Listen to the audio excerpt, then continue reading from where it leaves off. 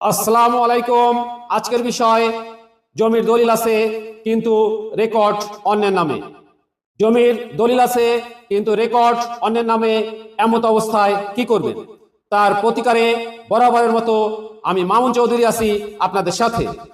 এমন যদি হয়, আপনার যদি কোনো পৈতৃক জমি থেকে থাকে অথবা আপনার বাবার বা দাদার নামে একটি দলিল আছে, অনেক দিন পরে সেই দলিলটি আপনি খুঁজে পেয়েছেন, খুঁজে পাওয়ার পর আপনি সেই জমিতে গিয়ে দেখলেন কোনো একজন প্রভাবশালী ব্যক্তি টাকার জোরে অথবা ক্ষমতার জোরে আপনার সেই জমিটি রেকর্ড করে নিয়েছেন। এখন আপনার নিকট বৈধ দলিল আছে কিন্তু রেকর্ড অন্যের নামে।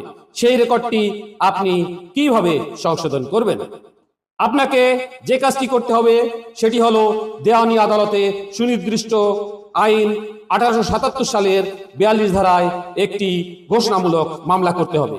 মামলা করার ক্ষেত্রে আপনাকে অবশ্যই দেখাতে হবে যে আপনি যে আইনজীবীর মাধ্যমে মামলাটি করাচ্ছেন তিনি যেন অবশ্যই অভিজ্ঞতা সম্পন্ন হন, এবং ঘোষণামূলক মামলা করার পর যদি দেখা যায় আপনি সঠিক তথ্য দিয়েছেন এবং বিচারক যদি সঠিক মনে করেন তাহলে বিচারক আপনার পক্ষে ডিগ্রি জারি করবেন।